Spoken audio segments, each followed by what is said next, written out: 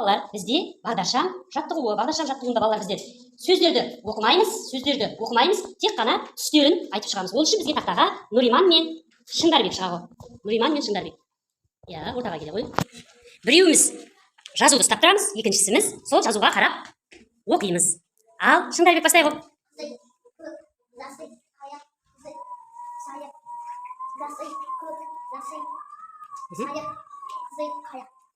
Шыңдарбек ұстап тұрады, Нұриман оқиды. Оқи ғой, Нұриман.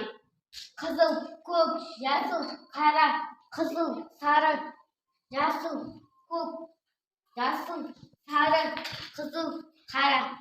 Өте жақсы балалар. Дұрыс па, балалар? Жақсы балалар. Енді бізде Амина ұстап тұрады, Айзере бізде оқиды. Ал, бастай ғой. Қызыл, көк, жасыл, қара, қызыл, сары,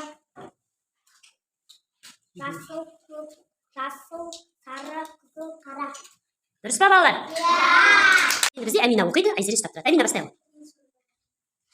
Қызыл, Ой, жарайсың. сары, Иә.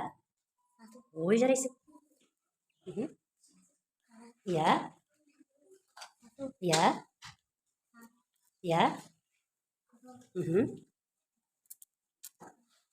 Иә.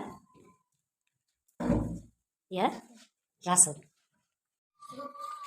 жасыл, қара, қызыл, сары, жасыл, көк, жасыл, сары, қызыл, қара. Дұрыс па, балалар?